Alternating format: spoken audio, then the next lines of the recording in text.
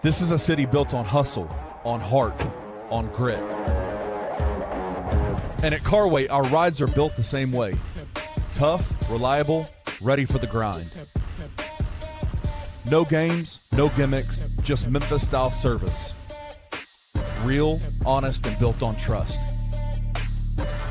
Where grit meets grind, you meet your next ride.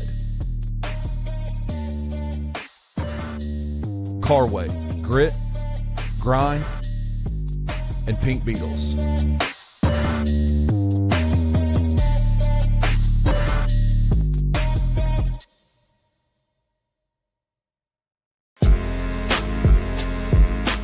In Memphis, we know a thing or two about resilience. From the grindhouse to the Delta, we protect what's ours. But when pests invade your home, it's time to fight back.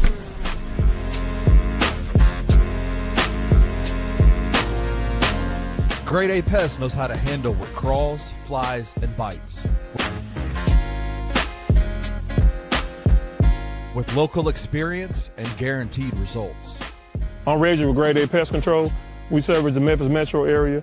That also includes DeSoto and Fayette County as well. Grade A Pest has the entire Mid-South covered. So if bugs and pests put you to the test, let Grade A solve your problem.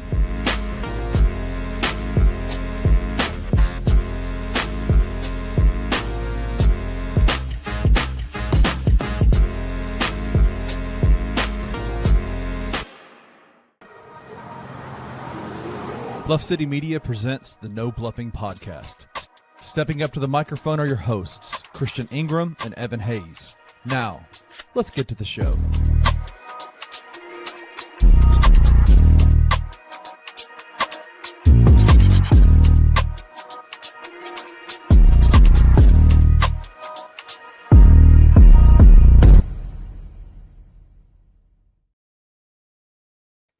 Grizz Nation, what it do? My name is Evan Hayes, and welcome to the No Bluffing Podcast, where we keep it all the way real, all the way raw, and all the way uncut. As y'all can see, it's just me. It's been a very weird week. It's been a very rough week, but we have to continue the show. It's been a rough week for me. I have to be honest with y'all. We always say be uncut, so I'm just telling y'all I've had a rough week, so I'm still going to produce this content for y'all. But I have a surprise for y'all, a surprise for myself. The man that can lift my spirits outside the good Lord himself. Y'all have been missing him. I've been missing him. The duo is back. Welcome back to the show. My boy, some guy in my eye. Christian Ingram. Chris, what it do, my boy? How you doing? Oh, snap. Hold on, man. I don't even know if I know how to work this thing. Is my mic on? Can y'all hear me? You on? Can Yes, you sir. see me? Yes, Can sir. you feel me? Yes, sir. I got you some man. cheers, too. Come on. We'll break it in. Let's get it popping like we used to, man. My boy's back. Grizz Nation, what's going on? Welcome back to another episode of the Bluffin Podcast, where we keep it all the way real, all the way raw, and all the way honest about everything Grizzlies, man. Glad to be back. And appreciate you, bro, for that introduction. I appreciate you, man. It feels good to be back. You getting your stuff situated on that other side, man. But I'm glad to be back for sure. Hoodie Chris said, Chris Rusty, man. Rusty is hell, man. I'm trying to dust this thing off, man. This computer, this microphone, this brain of mine. We'll see how it goes, man. Hopefully I ain't having no technical issues. As y'all know, again, it's been a minute for me. So if it is some technical issues on that other side, y'all let me know. I apologize. We got Saint in the comments said Ice Cube. Oh man, I got one for you. Don't worry about it, Saint. I got one for you. Black Ninja GJ in the building. What's up, my guy? And my guy Jay tapped in. There you go. Can you hear me? Hey, yeah, I can hear you. Can y'all hear me? Can y'all hear me? Man, we can hear you. Sweet. Nah, I just had to hop in with my guy real quick. I saw y'all going on early. I had to hop in, welcome Chris back, bro. So, Man, JD, man, appreciate you for holding the fort down.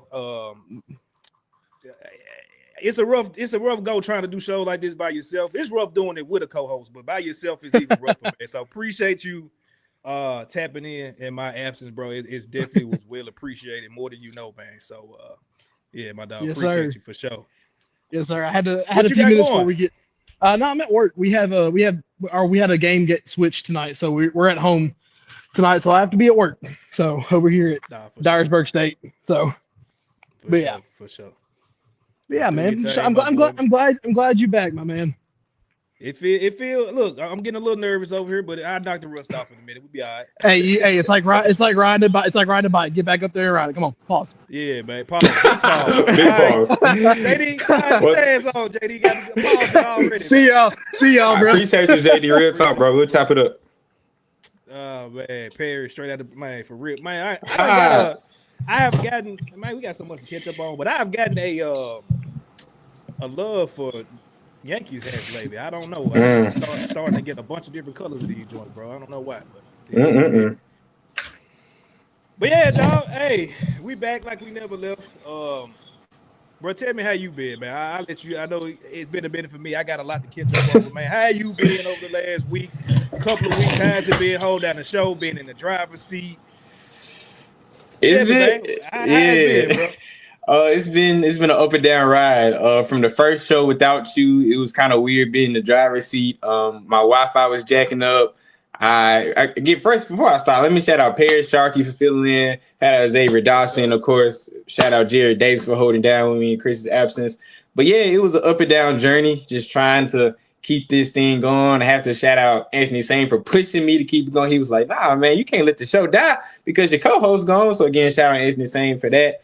But yeah, it's been great. I got a bone pick with you. We ain't gonna let that boat just pass. I know Evan asked for like 2-3 times, like Evan. You bro, did. You got it, bro. You got like this is what you're trying to do. I need you, like come on.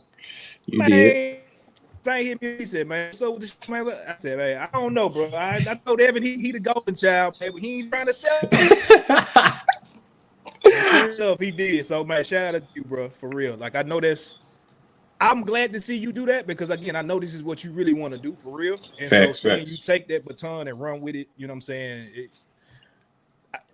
Shout out, bro. Salute for real. But I'm gonna let you keep going. Just had to that's all. Nah, yeah, it well deserved shit on that. But yeah, it was well deserved. But yeah, it was just a learning curve, like everything else, trying to figure out the ebbs and flows of the show, running on your own, what topics, getting guests, how to produce, and all that. With my crappy computer that's over here, transition to the iPad and all that. So all that was. It was a lot, but I've made it over the hump. I feel more confident being, I guess, the point guard of this operation. So I feel great. Over this past week, it's been a week. We can talk about that off air, but it's been a week. But I cannot stress enough how doing this show over these past few weeks to months has kept me going. And to have you back as my right-hand man, it keeps my spirit up, man. Y'all don't understand how appreciative I am for, first of all, Bluffin to me to giving me this platform to do this, and also for the fans engaging every week, and then also Chris being my brother in the arms on this as well. So all is good over here. We'll talk about everything else off air, but we here to talk some football, some basketball, and of course, even if it's Grizzlies. So let's get back into it, man. Yep, for sure. Just real quick, I do want to, let y'all know, man, just a quick testimony, bro. I've been out. Our people that tap into the show regularly, like, I'll be honest, bro, even watching JD on the show, like JD was one of the first people that was in our show comments like consistently, bro. And I want to say he even said like our show was the first show that he was like watching on Bluff City Media. So to see him even on the network now, that shit is so dope to me. But like the people that always tap in, they've been kind of like, all right, well, I wonder what's going on. And people are always checking in on Twitter and stuff like this. I appreciate it. Everything has been great. There's been some stuff that has been kind of going on personally, bro. And just as far as work and life and education and all that, for those of y'all, like y'all knew I was back in school and stuff like that. Just a real quick testimony, Evan. I'm gonna take them to church real quick and then we can get into it, bro. Just God is good, bro. And I told him like I want to definitely give him all the praise for sure when I can. And so real quick, just real quick. Y'all know I got children. If you got children out there, if you got Ys, WHY, I think that's how you spell that. If you got Ys out there, children, whatever the case may be, you understand, like in this life, bro, you always trying to level up, move ahead, take care of your business and stuff like that. And that's been my thing too. Obviously, trying to do the same thing. But having some work stuff going on for the last couple of years, bro, and just been trying to take that next step in my career. Like I got the resume, I know I got the experience, I know I got the know-how and all that stuff, and just kept hitting some bumps in the road to the point to where I kind of was faced with a decision where I had to either walk away from a company or something. And I had something up out of the blue I wasn't looking for. And long story short, this was a job that really I wasn't really trying to, excited to take, but it was the money, bro. And this is really a testament for those of y'all that's out there. Like, chasing money is not always the best. It's just not the best thing. I'll just say that because you just will not always be in the position that you're trying to go. Long story short, I took this position before it was really written in stone for real. Left a prior company and ended up not getting this position. And we talking like a multi six-figure, like well-paid job. I was going to be in sales, which I really didn't want to get back into. But just like this, when you jump back into something that you've done for all your life, you feel like you can get back on the training wheel. So anyway, it fell through on a technicality with my education. And that's why I got back in school. I had been putting on my resumes that I had it just because I was literally one semester away. And I'm like, I'll jump back in it when I decide to. Well, that didn't happen. That got cut short. I was back to the drawing board doing some stuff that I didn't really care to do. And I got back in school, man, and just crazy how God worked. Like everything that was kind of shaping up with that job, it took some time. It took months.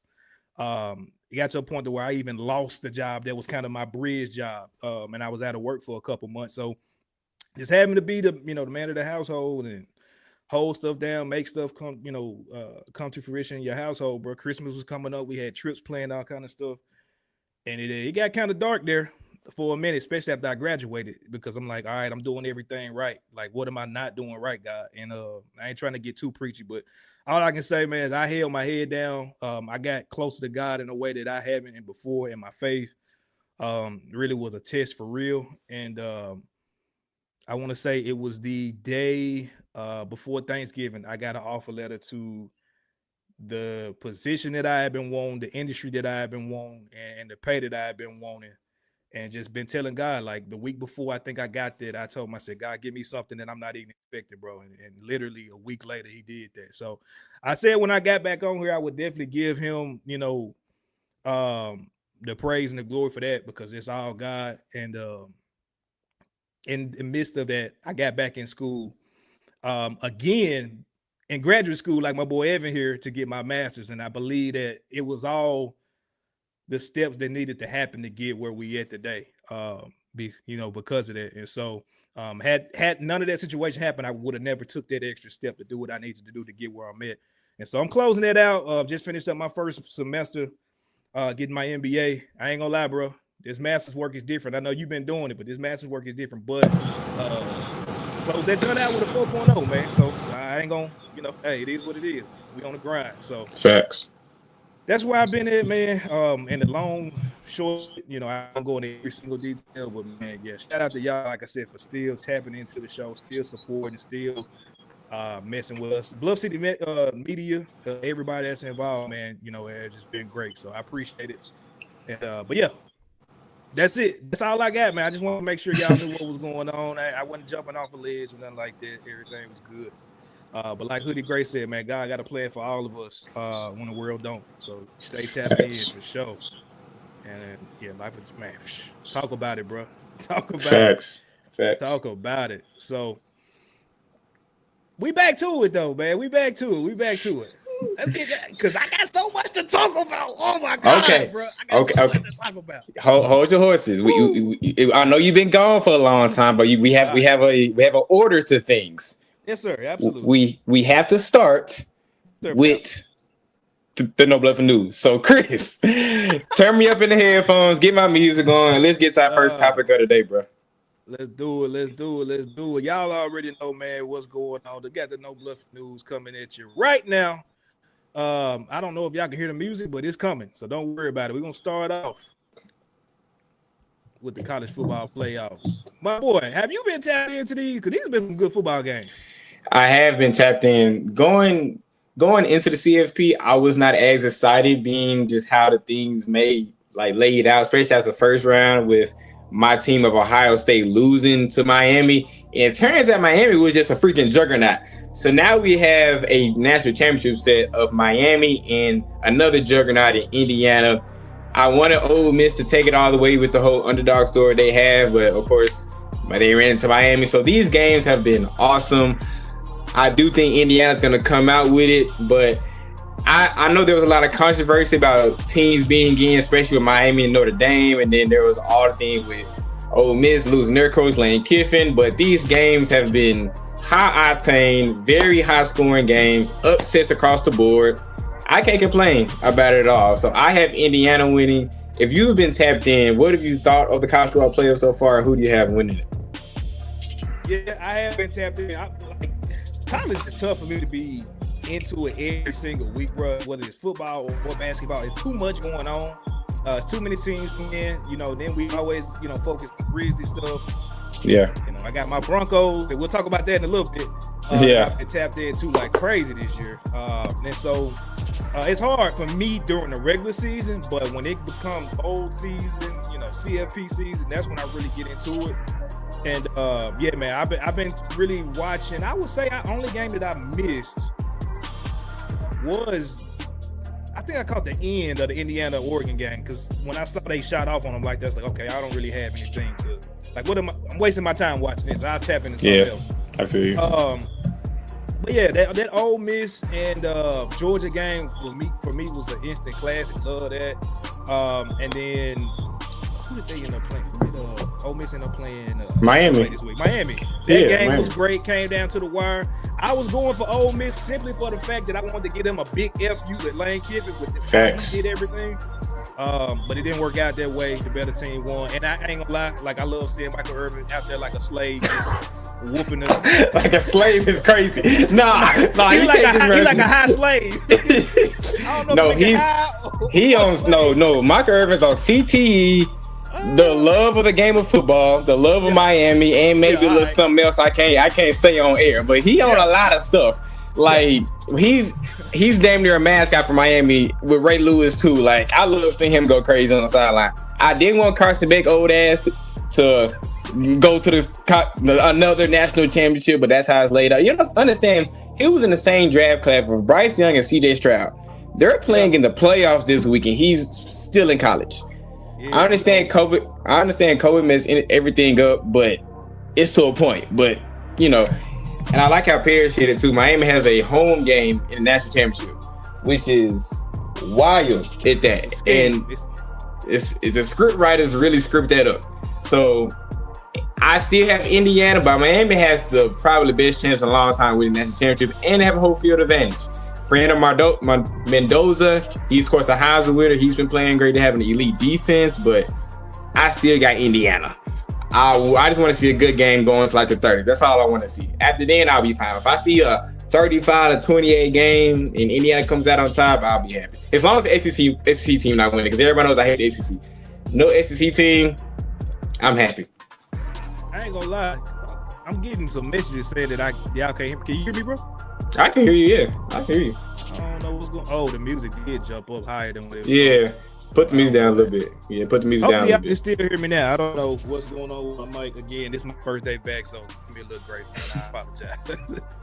But I think Atlanta's going to knock the socks off of Miami, if you ask me. The way they playing, I ain't seen nothing like it. It's crazy. It's just really crazy to see them. They are literally moving and grooving in a way that I just can't see. I don't care who you put in front of them this year, bro. And then they got a psycho coach that nothing fazed him either. So, yeah. I'm putting my money on Indiana, but I think it's going to be a great game regardless, man. Great setup. Me too. Sure.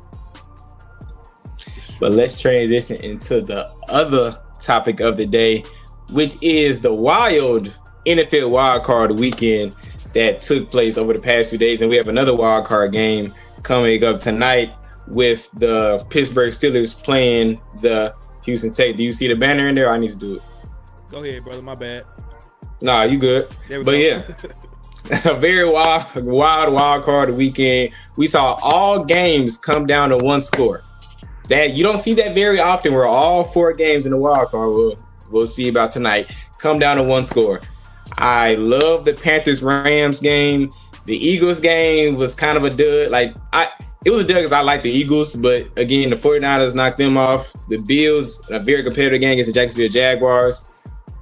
I know you've kind of been sitting at home waiting who y'all gonna play, being that you're a Broncos fan. So what has been your favorite game of the weekend so far? How do you think these playoffs is gonna shape out? My favorite game of the week was probably the Bears Packers game. I ain't gonna hold you. Yeah. Caleb Williams, I'll be honest, he's got every tool to be, in my opinion, a top 5 quarterback in the NFL. Like, he got every tool. Facts. Weird in some ways and stuff like that, but like, hey bro, can you ball or not? I don't care if he was that. I'm not gonna say that, but just ball, bro. That's, I guess, all I really care about. And one thing about it, he turned it on late. He had a couple of interceptions and things like that, but I ain't gonna lie, that game was lit. I think if the Packers had their full team, they probably would have, still pulled it out. But hey, it is what it is. It's about who's on the field at the end of the day. And that was probably my favorite game. But I mean, they had some really good games this week, I'll be honest. Shout out to my boy Savage.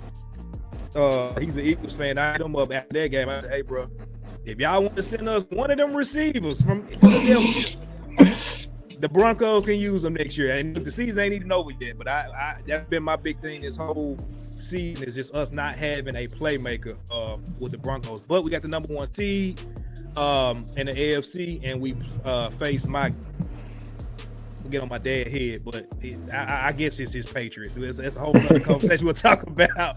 But I got the Patriots coming to Mile High next week for the Broncos, so I'm super excited for that. And then what's the other game that I was looking at next week that I'm excited to watch? Bills, Broncos. No, y'all got the Bills. Y'all got the Bills next week because y'all get the lowest seed. You're right. Yeah, y'all get the lowest seed because whoever wins tonight plays the Patriots. Right. Yep. You're right. Yeah, I think you got Seahawks 40. Yeah, so let me just say the bracket. The NFC got Seahawks, 49ers, and Bears, Rams, but y'all have the Bills at Mile High next week. I'm much more excited for the NFC than I am the AFC. I'll just say that.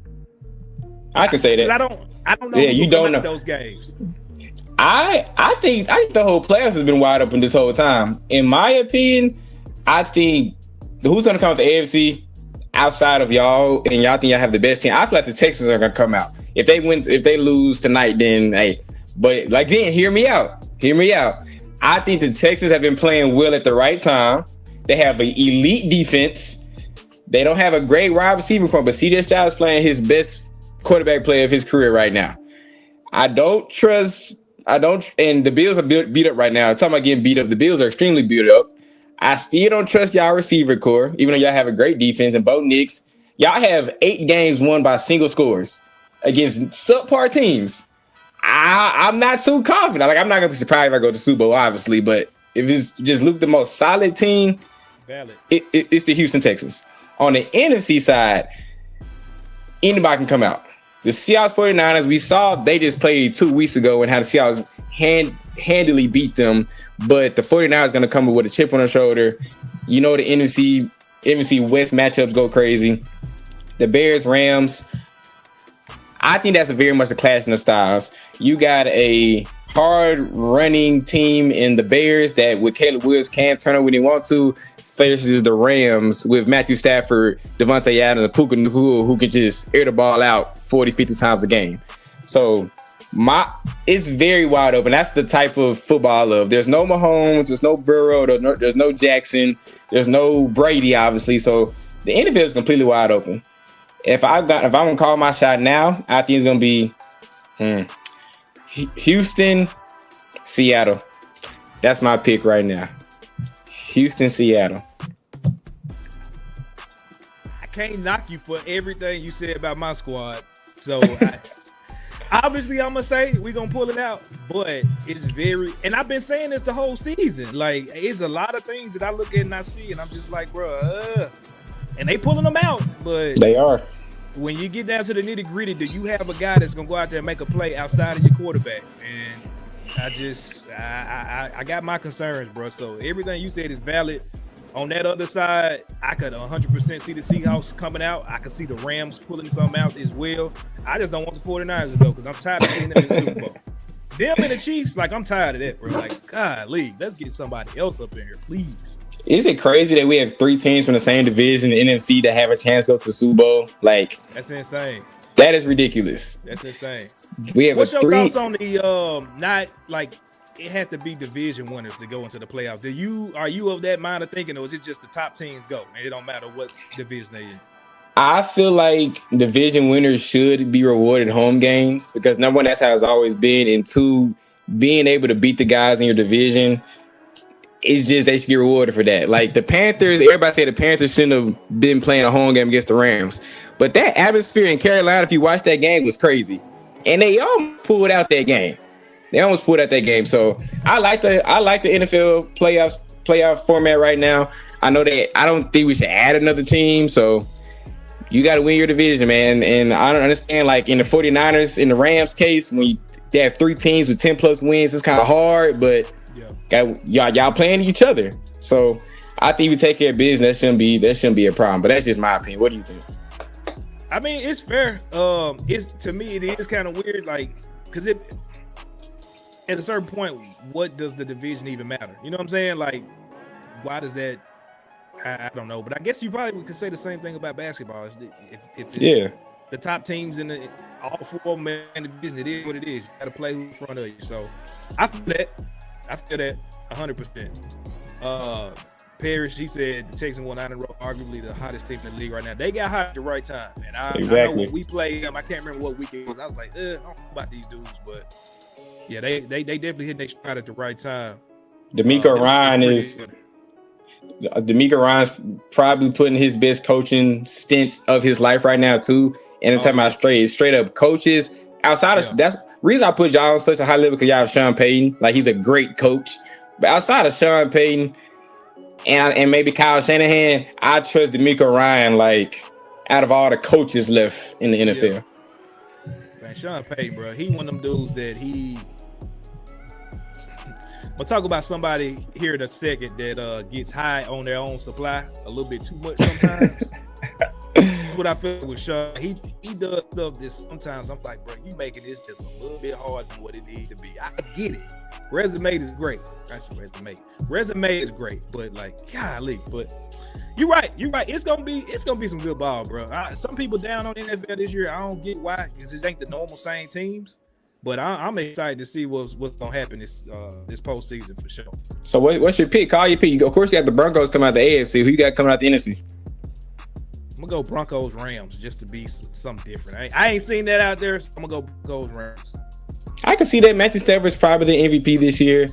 He's been playing great. He has the best 2 receivers presently in the playoffs right now. So, like you said, in contrast to the Broncos, he got 2 guys that can make plays on the outside, that can step into that wide receiver 1 position anytime they need. So I'm a biased Seahawks fan. So of course I'm gonna say Seahawks. I want to see a Seahawks. You are. Exactly. So I'm a biased Seahawks fan. So, but when we did play them, it did not look great. It did not look great when we played the Rams.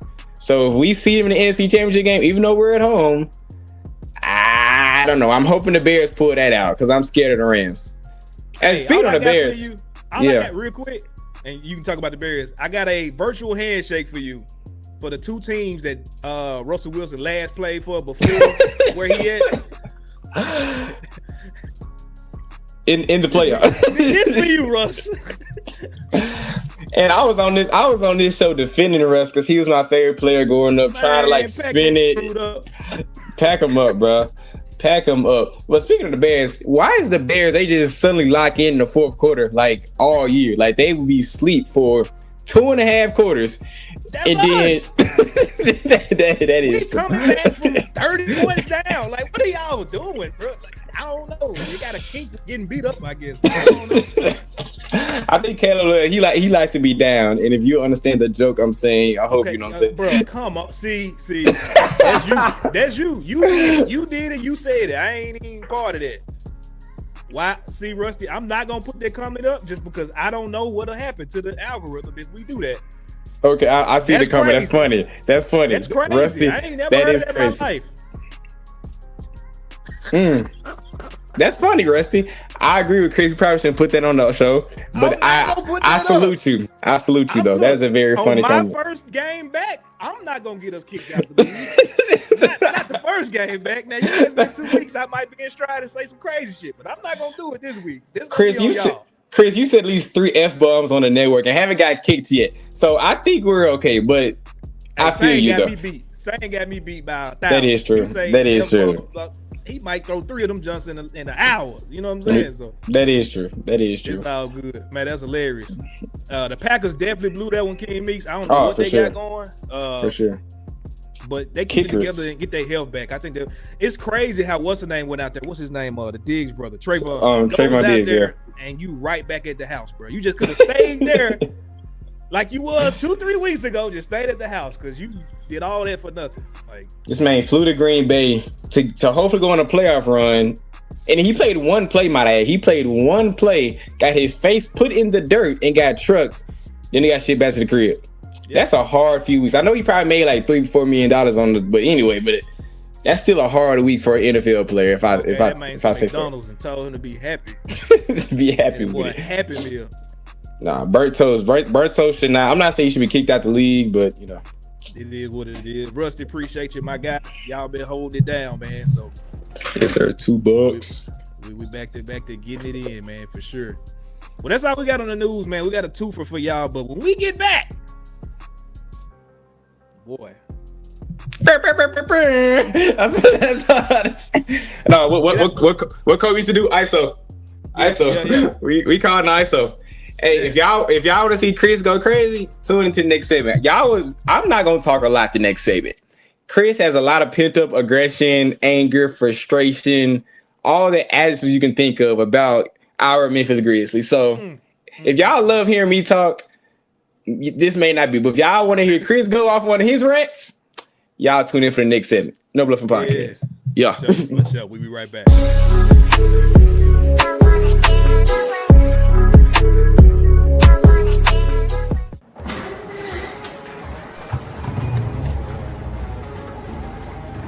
In Memphis, nothing comes easy, and that's exactly how we like it. This is a city built on hustle, on heart, on grit. And at Carway, our rides are built the same way. Tough, reliable, ready for the grind. No games, no gimmicks, just Memphis-style service. Real, honest, and built on trust. Where grit meets grind, you meet your next ride. Carway, grit, grind, and Pink Beetles.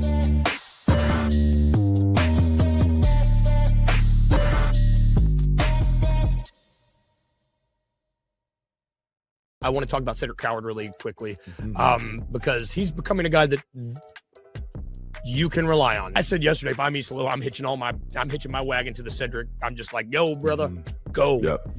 You're my guy. And it seems like they trust each other. Seems like that relationship at least seems good. The way this team is constructed right now, I want Cedric Coward taking every late critical, like clutch minutes shot. Like if we have to draw up a play to win the game, I want the ball in 2-3's hands. His work ethic and ability to adapt to the game in real time shows that he can overcome not only the rookie wall, but the sophomore slump and develop into a true all-NBA type player. Tune in to The Daily Grind with your host, Lute Hatmaker, every Monday through Friday at 7:30 a.m. live on the Bluff City Media YouTube channel.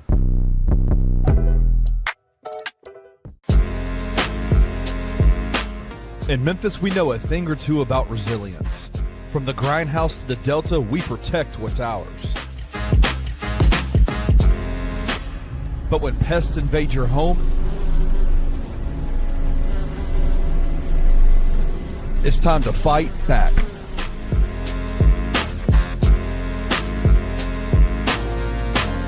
Grade A Pest knows how to handle what crawls, flies, and bites.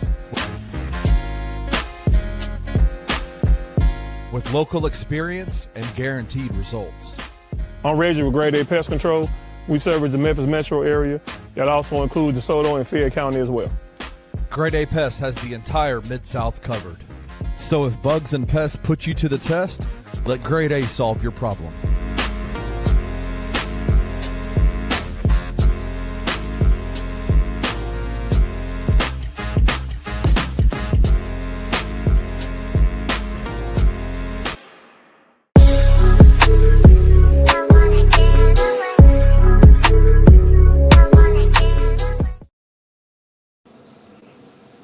Welcome back to the No Bluffin podcast. We keep it all the way real, all the way raw, and all the way uncut.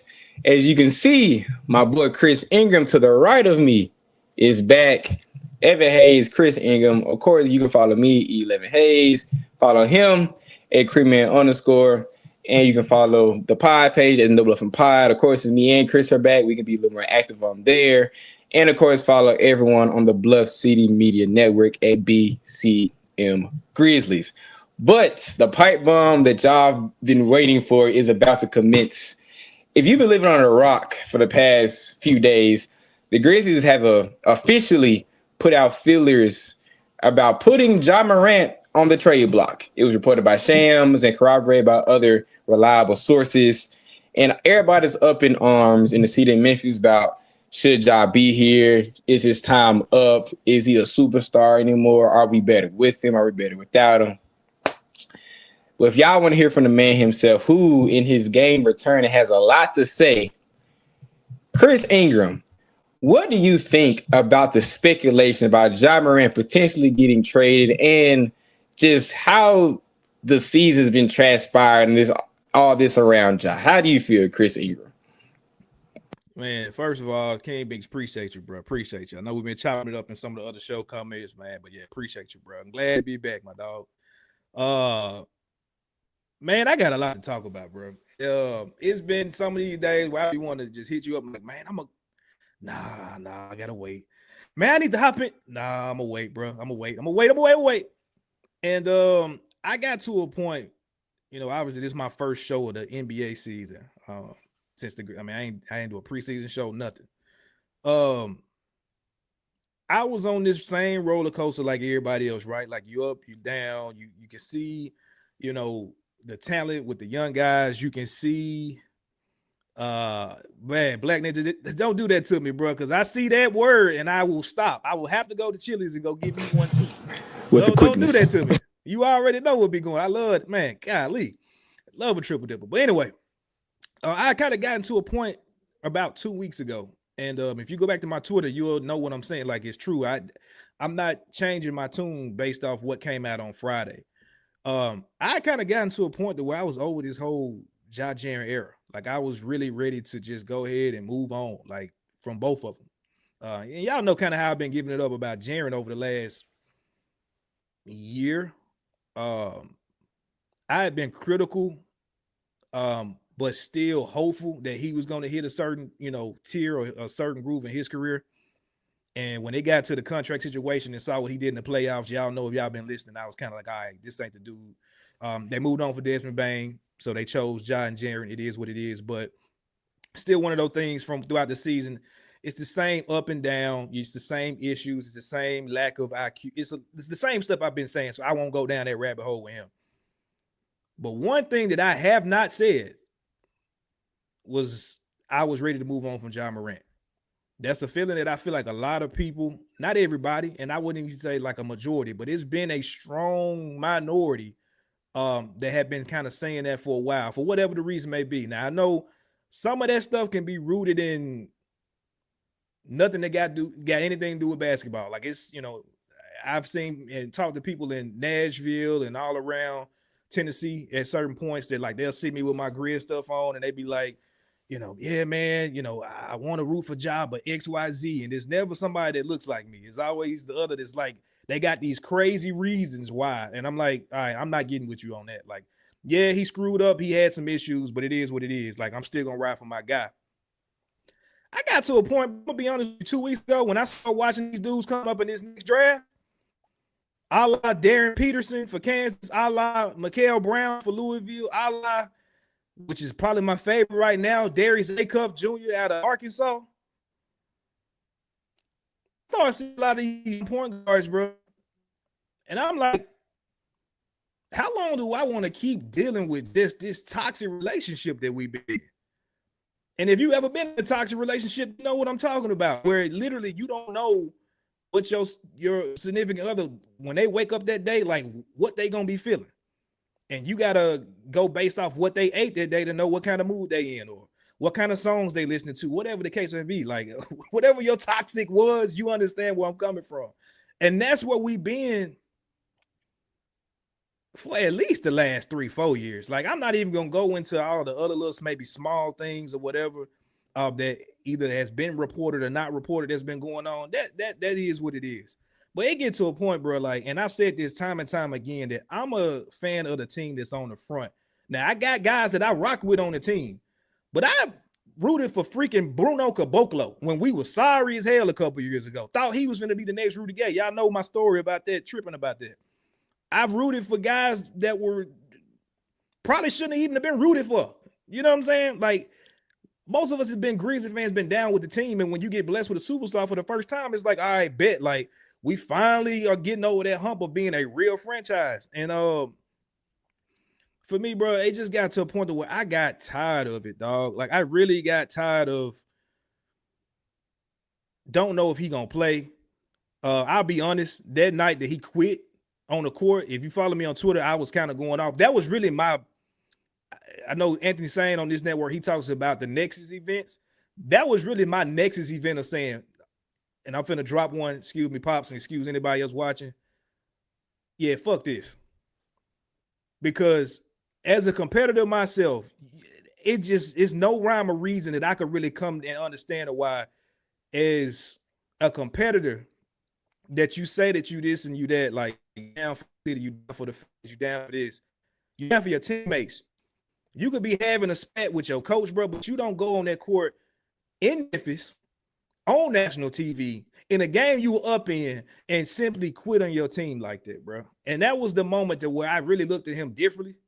The jumping over people, the dunks, the highlights, in my mind, I was trying to wane myself off that just because it's like, all right, this ain't working, bro. And then you look at how many games he's played. Sane dropped a crazy stat today talking about AD has played more games in the last 3 years. Zion has played more games in the last 3 years. Like, guys that you would expect that don't play much, we sit here and hold our nose up at them dudes like we too good for them. And our main players played half of the games in the last 3 years that they have. Who are we? And so it got to a point mentally, bro, I'm like, I love dude, but it's too much BS that we have excused because we like him as a person and as a player and he entertains us. And that whole notion that we haven't had a superstar ever, like, we was holding on to this stuff, bro. And it's like, man, I have not been able to turn on a game and sit there and really just enjoy it and feel good in my spirit. And it's one of the things that, like, I always hear people say, you don't accept things in a win that you wouldn't accept in a loss. Man, accepting a lot of bullshit over the last couple of years because we've been winning. Whether it's from him or from anybody else, man. So I called this episode Homie Court because, and here go a jot tweet. When the smoke clear over, only ones who loved you gonna be around. See, that's what I'm saying, bro. Like, let me just get into it, bro. Homie Court wanted to set was between Zach Clown and Ja Morant. And I want you to kind of tell me, who do you feel like is more at fault for the moment that we at right now? I'm gonna start with Clyde, and I'm gonna get back to Ja. So y'all know how I feel about Clyde, right? Like, he's won GM of the year. Clap. Good job. He did what he was supposed to do. I really feel like he was on a Sam Presti-like trajectory when he first got this roster started, because none of us thought Melton was going to be what he was. So Steve-O was going to come in and be the OG that he was for those guys. Steve-O, I feel like his career was declining in New Orleans, and he was just a throw-in to get moved up in that deal. And he came here and was a solid piece.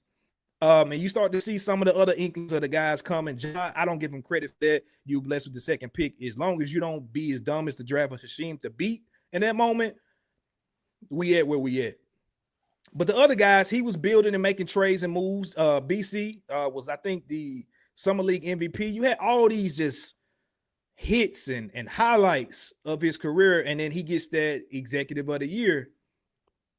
And it seemed like at that point, that was his Nexus moment of saying, man, I can do whatever I want, and this is gonna be, I can turn shit to sugar real quick. It don't matter who I get. If I draft them, they're gonna come here and be a great player. Why do I say that? Because he looks at, and I know people say, and I'm even of that ilk and that thinking as well, that this team, if they were healthy, they would probably be the most talented Grizzlies team we've seen.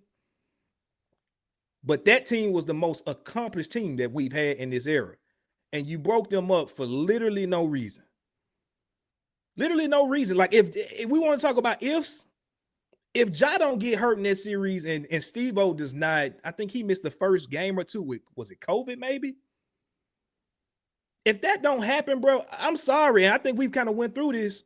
You mean to tell me that team, if they got past the Warriors, they weren't going to beat that Mavericks team? Nah. We've been in the finals if all would have went well there. And so you go back and then I ain't got to go into the double down on youth, but y'all know what the man did. And I was on this podcast back then, and this is what irritates me about, like, when we don't keep it real about ZK. I was on that podcast then saying you have a 2 to 3 year window. You can go back and run the tape. I ain't got to lie about nothing. You had a 2 or 3 year window, and everybody was feeding the narrative that, oh, we're young. We got time. These dudes are only 22, 23. We're going to have them till they 35. And lo and behold, the ship just tanked. Because from then, we lost Steve-O. Then we lost DB. Didn't replace either one of them. We know we had the injury year, but it seems like every playoff loss or every series loss we had, we subtracted a player. You lose last year, you get blown out because you're at a point to where you're at because of whatever the case may be, ZK. And you deduct Desmond Bain from the situation.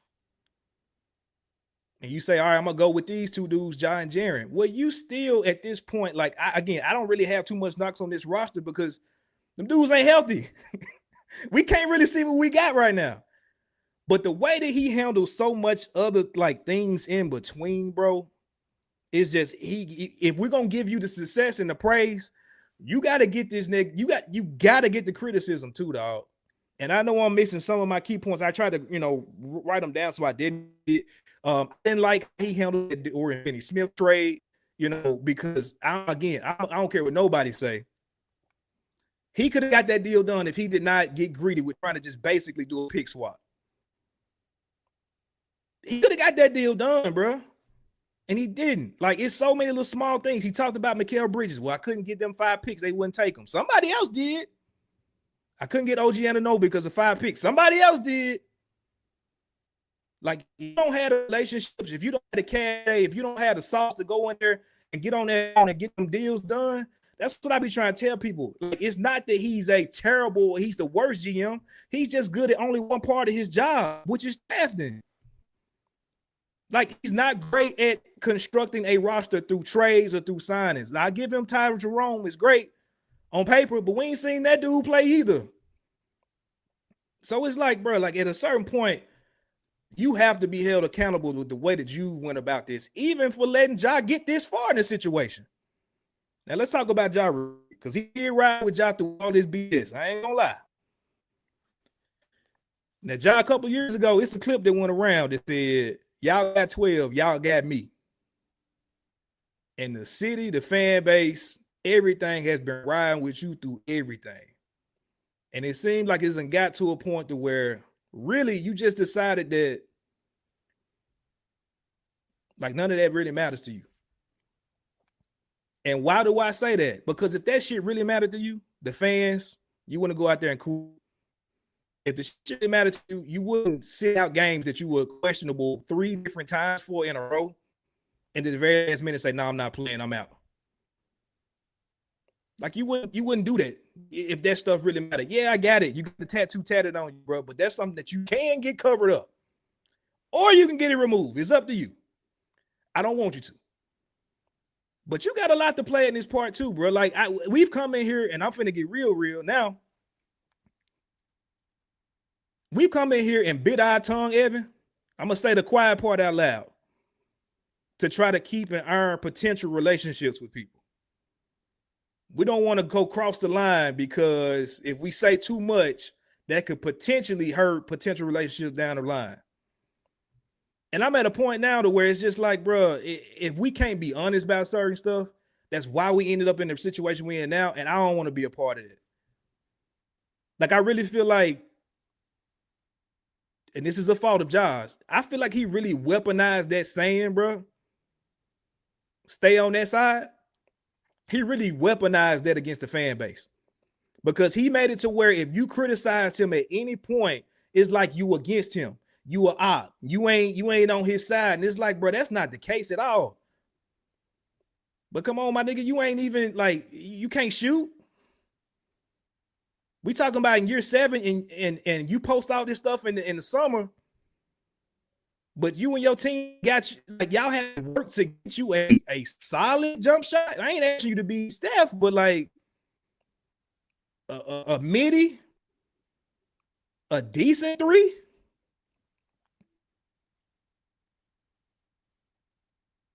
And I wanted to go in years ago and say, all right, bro, I know you got your camp, but like your camp can only get you to a certain point, apparently.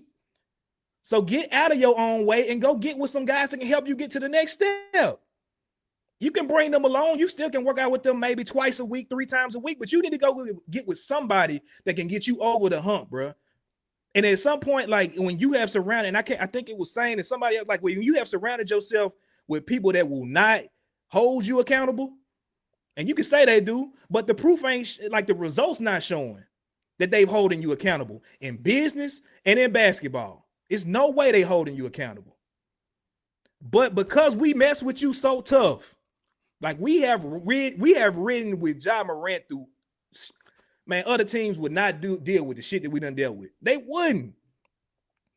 But we like that. Like that's what we do. We ride for eyes. And he sat there and literally weaponized that shit against us.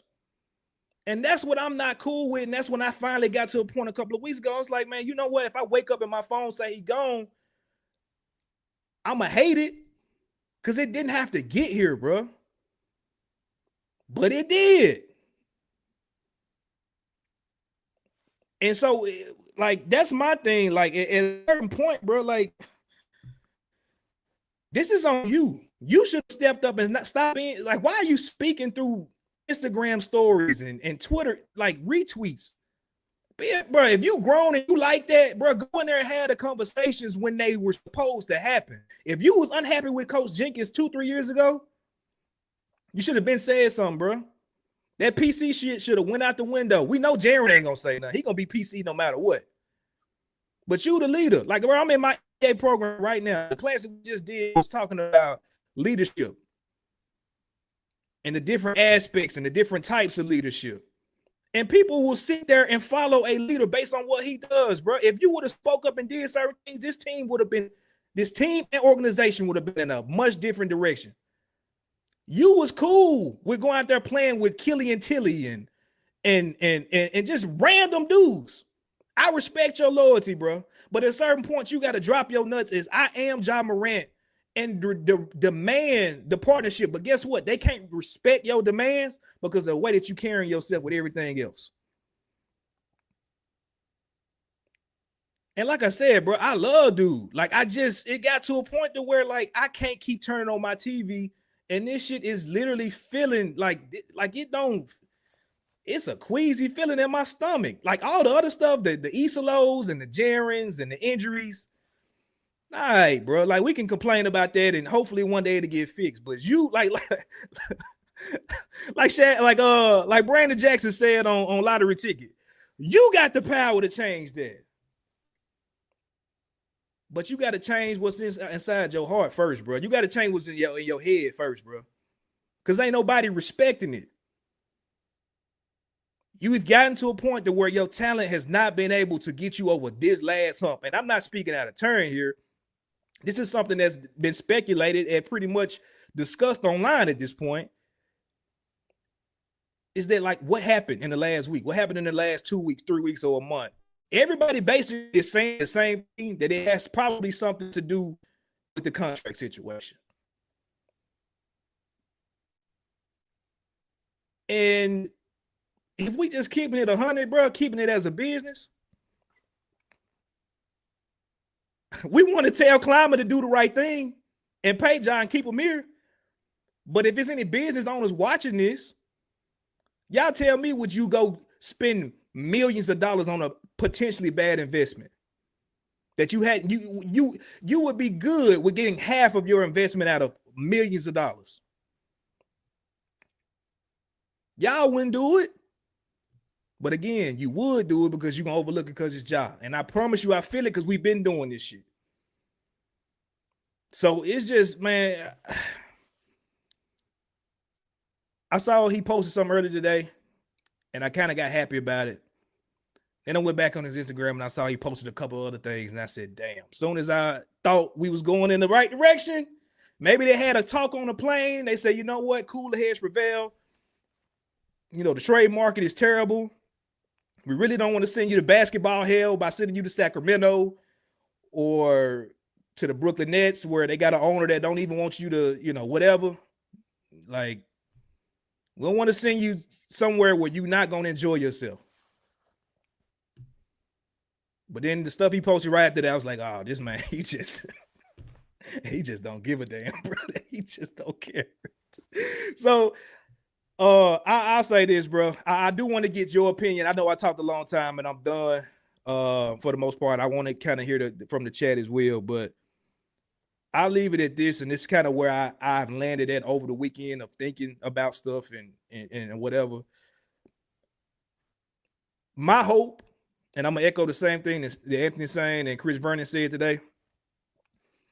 I hope, like in the ideal world, that through this situation, through Josh seeing what his value is, thinking about, okay, if they ship me to Timbuktu, I probably don't get a huge extension. I'm probably going to be with a terrible team. I'm probably going whatever.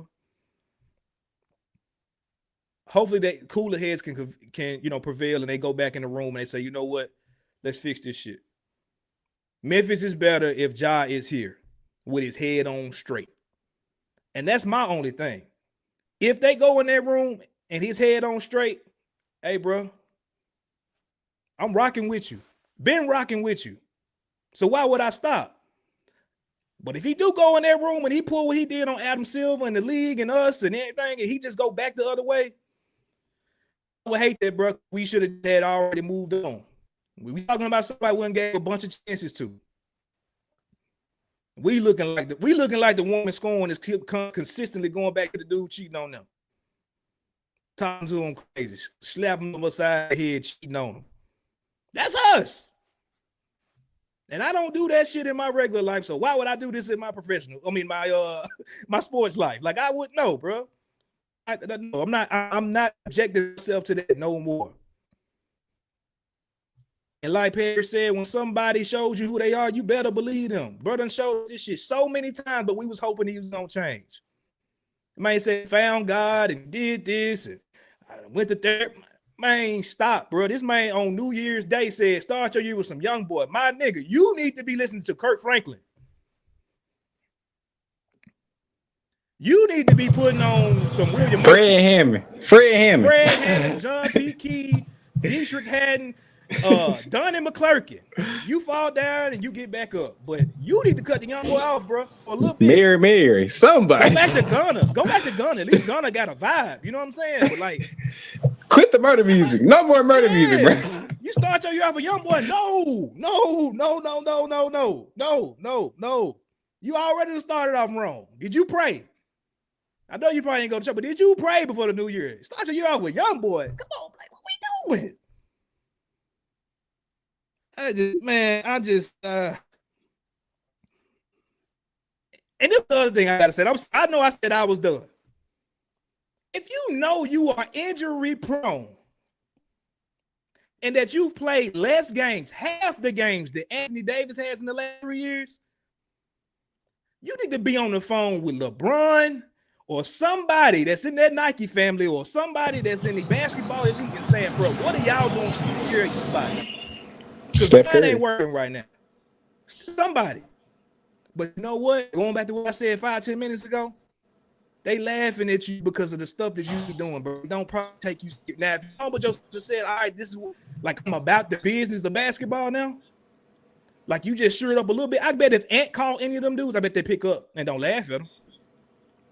Because Ant, he got a huge ego, but it's to a certain extent that he still respects dudes. I don't know, like Ja got this chip, this eternal chip on his shoulder that just won't let him sometimes, bro. Just get out your own way, bro. And that's my thing. If LeBron is spending $3-4 million a year on his body to keep him playing till he's 43, bro, you need to be in his ear. Hey, bro, big bro, you finna retire. I know I need to be the Nike guy taking over, but what can I do to get my body right? I'm coming at the LA. Like, I'm gonna be right. I need to get it right. No, I'm gonna go down here with TM. No disrespect, but come on. It's not working, my nigga. Like, it's not working. And doing the same thing over and over, expecting the different result is what? We all know what that is. So stop being insane, bro. Because you got me sweating on a Monday night when I was supposed to be off here at 6, and I ain't even got to the next section because of I got so much to say. Been sitting on this for months. That's all I got, man. So in this, to where we are now, forget the trade speculation because we don't. Again, I said what I said. I hope it works out and he stays. But I need things to be happy with that. Where would you say who's to blame to get where we got, and what's your ideal outcome of the whole situation? First, excuse me, my bad. First things first. You said a lot in there, and there's a lot that I wish we had the time to unpack, but we just, unfortunately, we don't have the time tonight. Maybe next week we can unpack it. But yes, there is blame to go on, of course, ZK and Ja. But I'm going to put most of it on ZK and the upper management because you're in the business world. I'm going to get there one day. But you know, if you have an employee that is constantly messing things up for the company, it's on the upper management to put that employee in check. I've never worked a corporate 9-to-5 job, but I understand that. Right. No matter how valuable that, and Ja Morant is, because Gary Perry said this one day, he's the most valuable employee in the whole Memphis Grizzlies organization. From top to bottom, he is in the city. He is the most valuable employee. Maybe, dang there. Damn the governor, the mayor, the senator, the Congress. All of them can go to hell. He's the most important employee in the state of Tennessee. I agree with you on that. But there is a chain of command to everything, and there has to be orders and rules and regulations. So when you have an employee that constantly spits in the face of the rules, regulations, and everything that should happen, you have to put that employee in check. If you generally want that employee to still work in your company, you have to put down the law of what will happen, which is one, moving on from you, or the consequence that will happen if you continue these actions. Right. The one thing that you said that I wholeheartedly agree with is accountability. There's not been accountability on Morant's part, obviously, and the franchise's part. Y'all know the thing I keep saying. It's become a joke within my friends and people on Twitter. I keep saying unserious franchise. I've said that to you. I've said that to Twitter. That's my new thing now. Everything about this is unserious. Because if we were a serious franchise, everybody knows I love the Miami Heat franchise. A serious franchise. You telling me, and people have thrown out the speculation as well as getting Tyler Hero. That's not gonna happen because Eric Spoelstra and Pat Riley not gonna deal with the BS that we dealing with. You telling me with the quick, they'll say, hey, you can take money, we gone. You telling me if Ja Morant goes into South Beach with the banners in the arena, with the legends that's played for that franchise, he said, hey man, my calf kind of, I ain't gonna play. I think I'm gonna sit out. We finna take a trip to Berlin, and I ain't really feeling it. Right. You really think they gonna let him get on that plane to Berlin? Heck to them. They can say bump with the NBA. Say if Bam Adebayo, and Bam is nowhere near the star that Ja Morant is, like globally. But if Bam Adebayo say, yeah, I'm gonna take this free trip to Berlin and not play, Eric Spoelstra will say, hey, you don't got to get on the plane. We can leave you here. Nah, bro. Pat gonna get him on a plane. And when Ja wake up, his ass gonna be in Beijing. Why they in Berlin? He's like, hold on, man. He said be on the jump. Hold on, man. We gonna follow you private. You gonna be in Beijing. We gonna be in Berlin over here. Man. I keep saying unserious franchise because we have not moved like a serious franchise. If Zach Kleiman really wants to, and to all the points you said about us letting guys go and trading guys away and all that, those are unserious moves. But allowing Ja to constantly post encrypted messages on social media, to constantly say out of games he's supposed to be playing, to constantly not address the media properly about what's going on, for ZK himself not to address the media about what's going on. You can say what you want about Tomas Islo. I know he's not my favorite coach in the world, but you can't tell me that ZK and the upper management is telling they gotta be telling Islo what to say about it, because he has the most formulaic presidential congressman ass answers about anything they talk about. That's a upper management call. Islo's just the face of it. Your coach, your first year coach, might I add, should not be the one facing these questions, because Parrish asked him, shout out Parrish, and DeMichael asked him, is the reason John Morant is sitting out anything besides injury? No, it's just injury. But he was listening, but listen is questionable for 3 straight days. And your track record is when a guy listens to questionable, he's more than likely going to play. So we already have a weird injury history in what your track record was sitting guys out, but then you don't want to explain why you're sitting this guy out, whether it's his decision or yours, and then you don't want to speak it. Unseriousness. We can say all that. I went viral last year, how I made fun of him, say we're not good enough. We're not good. How I went viral and all that, my rant. You're not good enough of being a serious GM.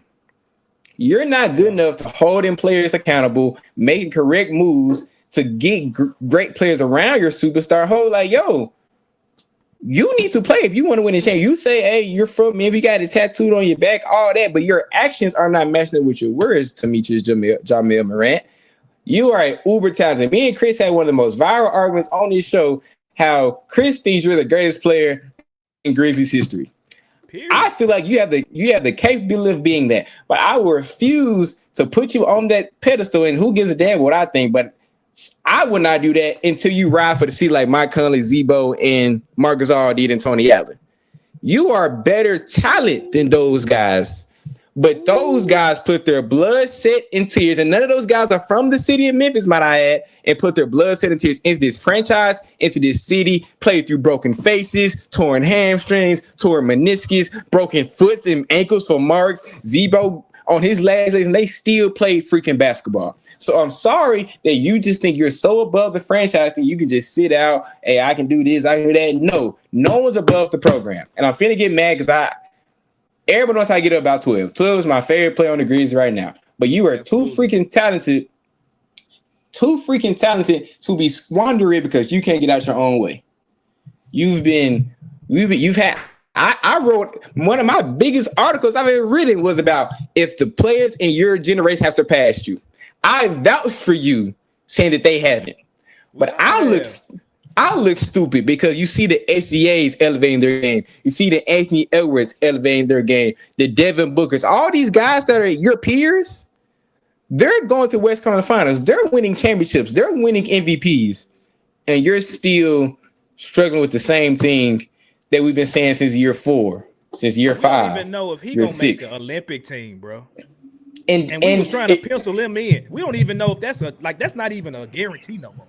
And he was the coach of the Olympic team, Eric Spoelstra, the king of serious basketball. That he set a NBA champion, Jason Tatum, because he would not buy into a product. You really think he gonna deal with your crazy self? And if you got to sit on the bench and be a role player, but uber talented wise, you should be one of the first 5 to 6, 7 names named. Yep. But when it comes to the character, with your work ethic, with your winning habits, your serious habits, you don't show them. I am in the boat, and I was arguing with someone on Twitter about this other day. I think his name is Grizz fan. I hope he's watching the show right now. I said, and I stand on this. I don't want to trade Ja. I said our ceiling is higher with Ja Morant on the roster. I said, I understand how Bane, because he was talking about Bane, how Bane and Jerry Jackson Jr. have been more available. But if we're talking about our highest ceiling of where we could go, is with Ja Morant on the roster. but we need a systematic buy-in between him and the front office to have because my mom said this, be an active participant and take the action steps to actually build a championship organization. Like you said, you can't say anything about injuries. Yes, we have the worst injury luck in the league. But but you tell me that Cam Spencer, who's on a two-way contract, is playing harder than you on a game-in, game-out basis. Jalen Wells, who is a second-round pick, who gets hit in the face, Jalen Wells gets his ass kicked every night. Like, he diving on the floor for loose balls, gets hit in the face, gets undercut and all that. And he still goes and play every day. Cedric Coward, who just came into the team, he's playing harder. Even though he may sit out for a game or two for an ankle, but he's back in hitting game winners like he did last night against Brooklyn. It's not that you're not as good as these guys. It's what's in here, my dog. And I'm not, because we know when you turn it on, you could be that guy that can elevate this team to new heights. But on a consistent basis, you have guys that around the league who should not be better than you, and even guys are on your own team out hearting you.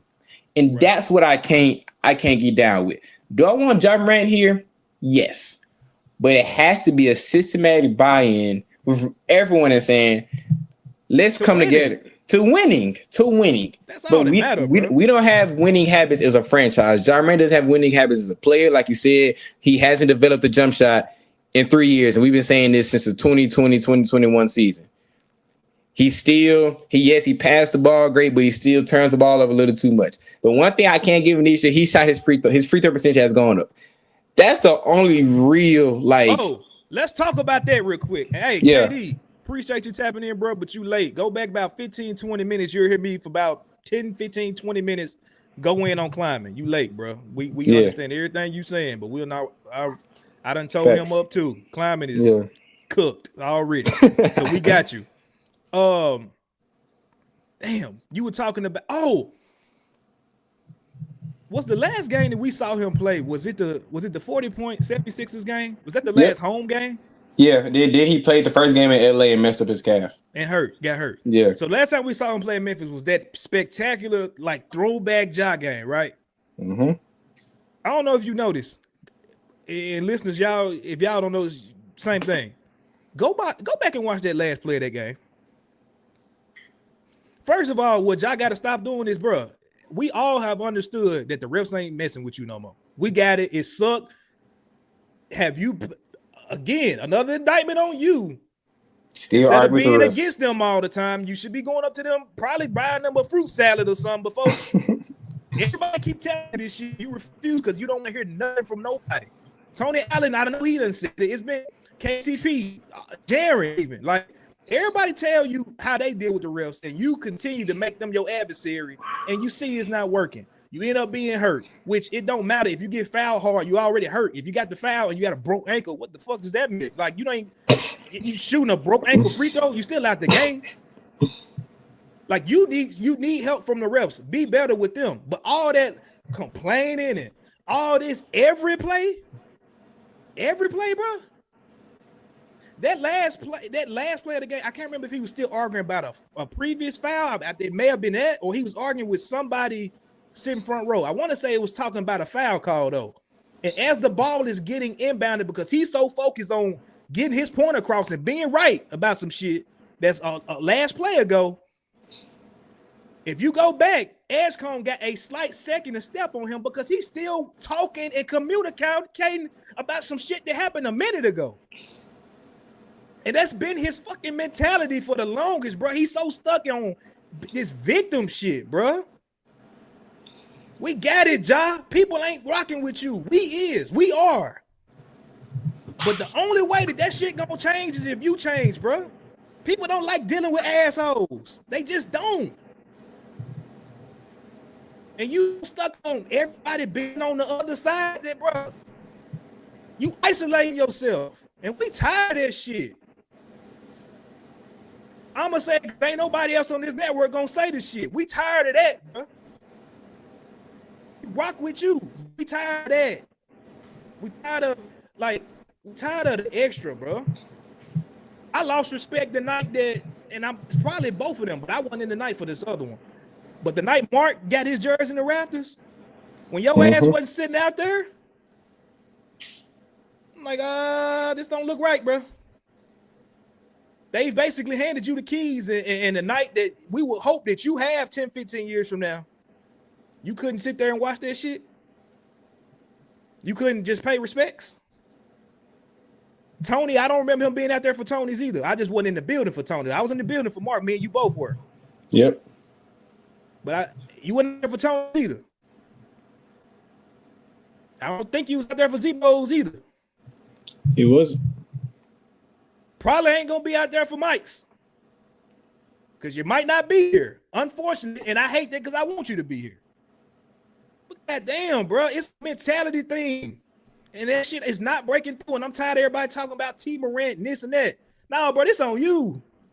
You 25, 26, bro. I ain't got to blame your family or your team. Everything that's going on right now is because of Demetrius Jamel Morant.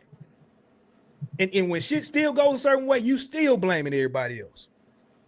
Accountability, man. But gotta take your hands off, bro. At some point. I agree with you. Yes, it is. But I feel, because I was talking about this with one of my teammates about something unrelated like today. But it starts with leadership. It starts with leadership. If the leader of the program or the organization sets a tone that we're not gonna go for BS, because Climate could have easily said y'all have to stay for these retirements. He could have easily said that y'all will be fined if y'all don't stay for. Bro, he can't make them do nothing. But he could say this is our culture, man. I would really appreciate if y'all did this. It'll be a great look for our organization. It's a way you can do it, bro. You see how I disagree with you? It's because with I can bringing up the Heat. The Heat, when they have their fitness tests and they will fine you if you're not in fitness, they making them get in shape. They making them eat a certain but that's quota. Basketball related though. Like you can run your team that way. This is also about optics. We talking about optics. This is PR. But it all matters when building a championship organization. All those little things matter. It does matter. That's what I'm saying. I can't argue with you on that. You're right. Yes, it's not about putting the ball in the hoop or dribbling around somebody, but all those little things build a championship culture off the court and on the court. So paying respect for the people that built this arena that you're in right now, these seats that's filled every night, these are the four guys. Of course, three because Mike hasn't got his jersey retired yet. But these three guys, he's sorry as hell right now. He on the way. I love you, Mike. I love you, Mike. Your boy. Hey man, I love you, but yeah, but man, you may need to hit that 1 day Grizz retirement next year. Just retire the Grizz. Real talk. But anyway, the guys that built this arena, why these fans are so loyal to this fan base. When you say like the point that you said, I post that clip because I was my favorite. Because y'all got 12 got me. The reason why the people of the city of Memphis love you is because the core forward and those guys. Even guys like Rudy Gay, who should even get more praise. Guys, bottom line is when the city of Memphis, when you buy into the city of Memphis buys into you. And by you quitting, like you said in that Halloween game against LA, and all this extra stuff, that's not saying you're buying into the city. And that's what is the frustrating part from Grizzlies fans. Uber talent, we're not questioning your talent or your capabilities. The reason why we're on you so hard pause, is because you're that great of a basketball player. I had to catch it because I really came out wrong. Because you're that great of a basketball player. And we've seen what you can do on the floor. But we also want you to be that leader of the franchise, leader of the team, and the leader of the city. Like, I'm not gonna argue. I'm not gonna hold you. When the core four was there, though, they were damn near ambassadors for the city of Memphis. When there was some big stuff going on, you would see Zebo somewhere around, TA somewhere around. You would see Mark somewhere around or speaking on it. Mike would be there too. Even guys who weren't the best players of the team, like Jared Bayless, would show up sometimes. Like the role players, you know.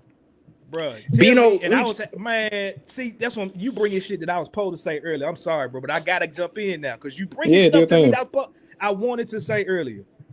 I was having this, it wasn't an argument. It was just a really quick conversation in group chat last week when this first hit.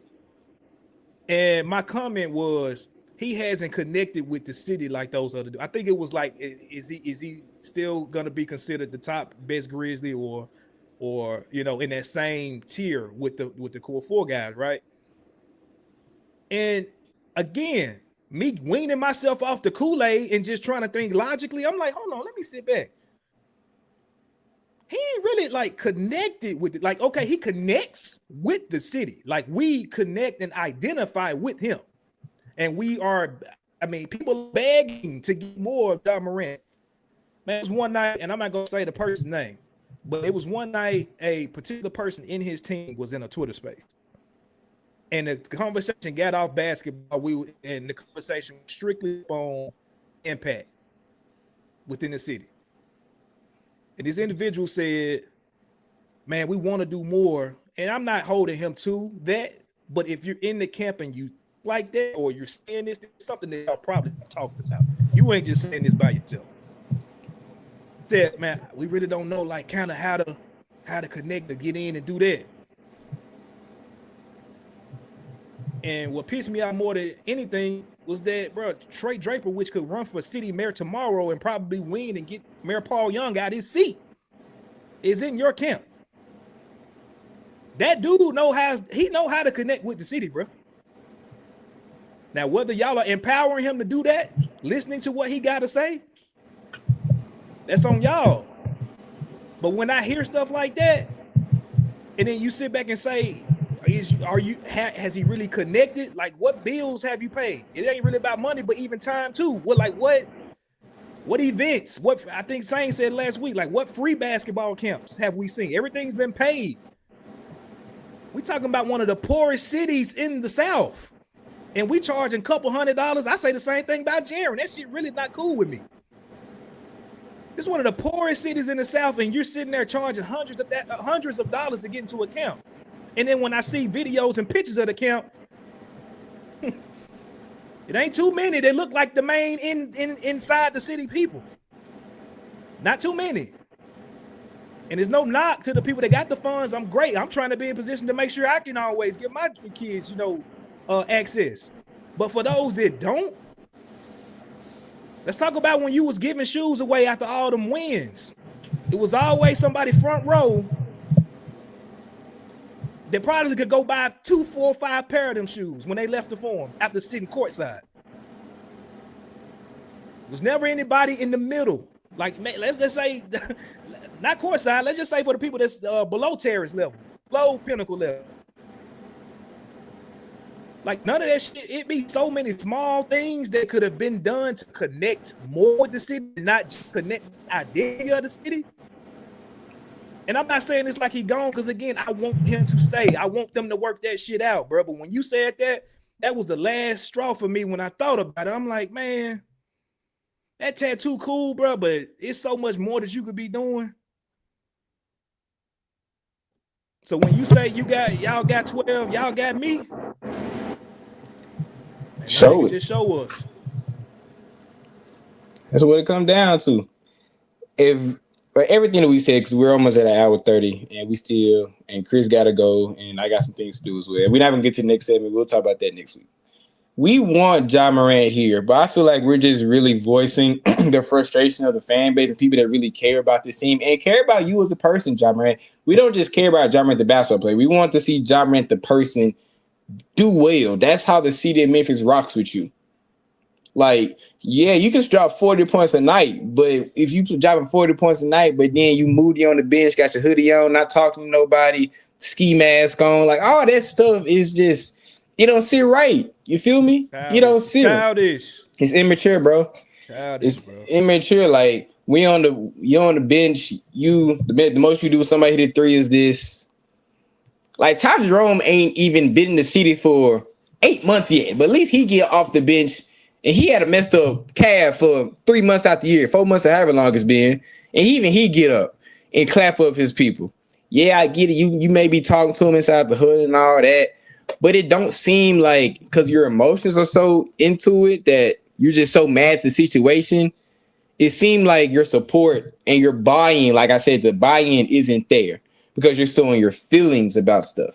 And we're not saying F your feelings, but you still got to be professional. And the professionalism of Ja Morant has not been there. But, like to Chris's point, We didn't do it. we didn't do it. Why you say F me for? What you say F me for? I didn't even do that. Yeah. But Look to you mad at Chris climbing and them, that might be mad at them. Don't be sitting there taking it out on us. or your teammates. Or your teammates. If Islo pissed you off, ride for your guys on the bench with you. Don't quit on your team. Climbing ain't out there. Islo ain't dribbling the ball. Islo not passing you the ball. Man, yes, bro. Tell Islo to go to hell on the court. And go who? Don't get it into the media afterwards and be all man, you should have did that on the court, man. Damn what you talking about and go one-on-one. Give us man, whatever you got to do, close the game. A winnable game at that. Passive and letting Jalen Wells do. Man, I ain't even got to that. We'll say that for next week. Sick of this shit, bro. Like, golly, it's just been a horse show. It's a circus, bro. Make Memphis Grizzly basketball normal again. Not even good, great, spectacular, amazing. Just make this shit normal again.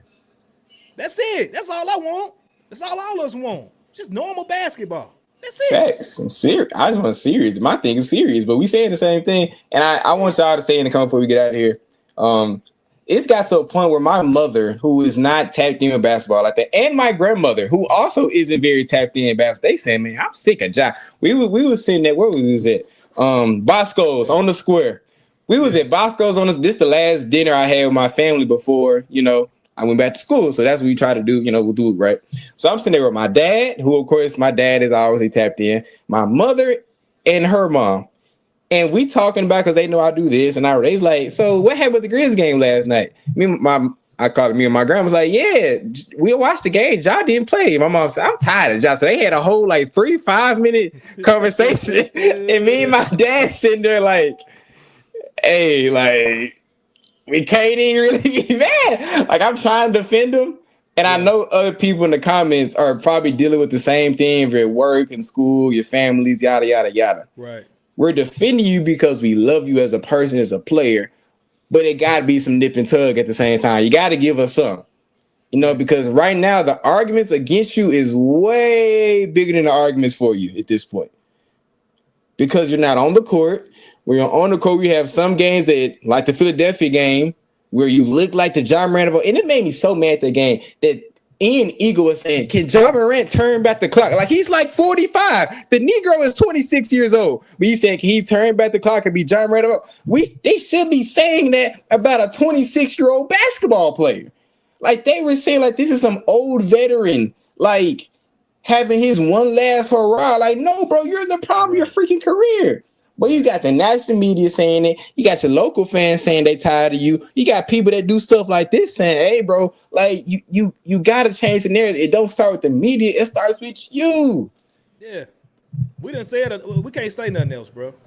It's literally no other word we can say. Nothing, bro. And we put the blame on everybody else. I still blame climate. That's why the thumbnail, if y'all on YouTube, that's why the thumbnail is what it is. We at this moment because of both of them dudes. And I'm not saying the blame is 50-50. I'm not saying it's 45-65. I'm not saying, that's wrong math. But you get what I'm saying? 35-65. Man said 45-65. Oh, yeah, that's funny.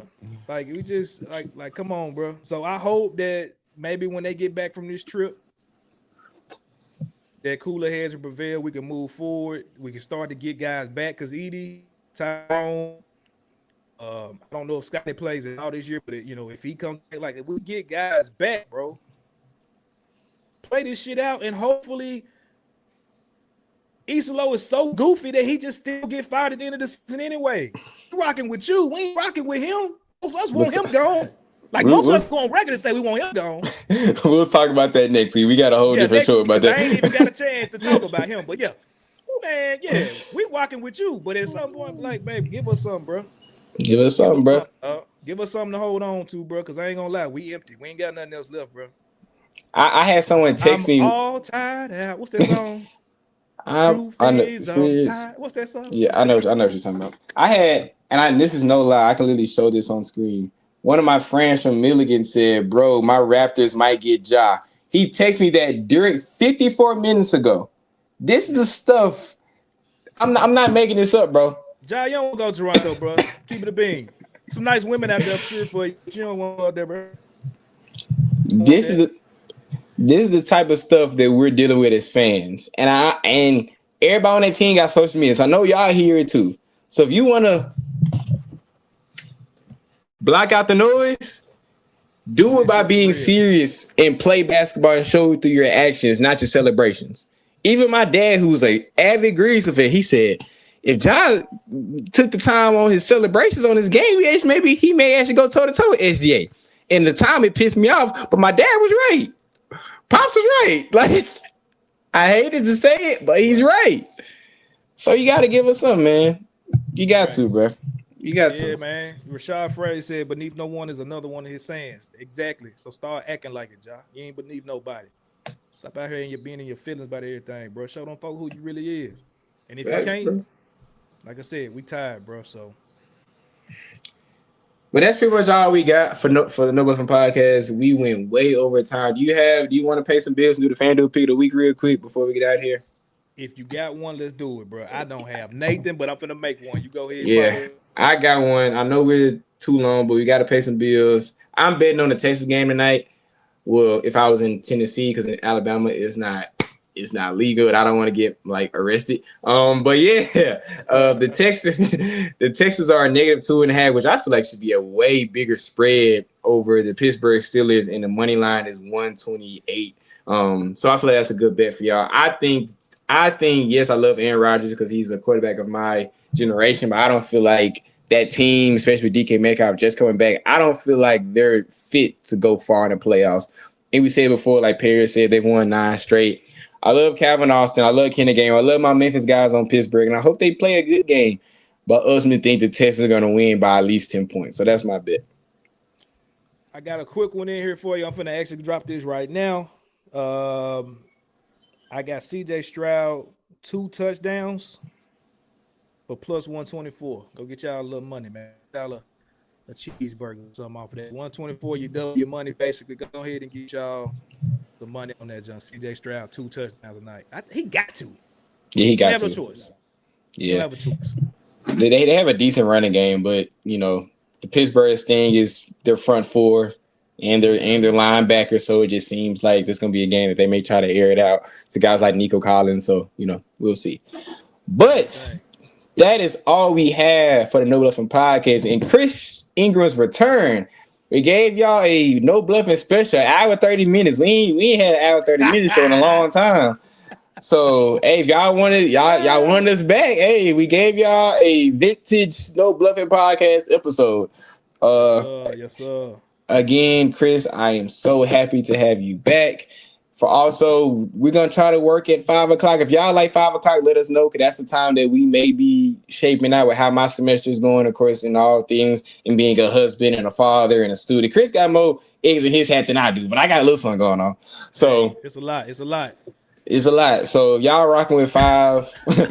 Y'all. King Meeks said come back again this week. King Meeks, I can't do it, man. Hey, salute to Sane and 2 Bucks and everybody else that go daily grind, and that's all I got, man. One day I got one good one in me per week, man. I got podcast Cialis. Podcast Cialis is crazy. It was up to me. It was up to me. I wish we could do 3 days out the week, at least a 2 to 3. I wish, because I like the content we be producing. Maybe when Chris get his $700,000 down job, and after I graduate from college, and hopefully I'm working for somebody, hopefully we can make some shape. I don't be worried about no goddamn Grizzlies making bread like that. Are you serious? I'm gonna sit here and argue with you about these stinking ass Grizzlies. I got no bread like that, boy. He's like, I'll be sipping on my wine on my 50,000-inch TV, watching something with my wife and my kid. Man, I might be courtside saying this crazy shit, though, man. Oh, you go live from courtside, be live with me like, hey, have you seen what this dumb Jared still getting 3 rebounds, ass boy? Man, that's a fact. Talk about it. Man, appreciate y'all for staying with us, man, throughout these rocky times. We back every Monday. Like I said, we're gonna try to be 5:00, like Evan said. Man, y'all let us know how fit. Have you got anything before we get out of here? Nah, bro. This definitely lifted my spirits. I'm not gonna lie to you, I really needed this. And if y'all know how it is, sometimes you just go through your ebbs and flows of life. And this is one of the things that I really look forward to every week. Whether it's you on here, Jared, or anybody, I really enjoy this. I just want to say thank you for you to being back, and thank you for all the listeners that listen to us every week. And also read your Bible. Read your Bible, trust God. I have to say that because I've been tapped in with that a lot more than I should have been. So I've been tapped in a lot. So read your Bible, trust God, and everything be all right.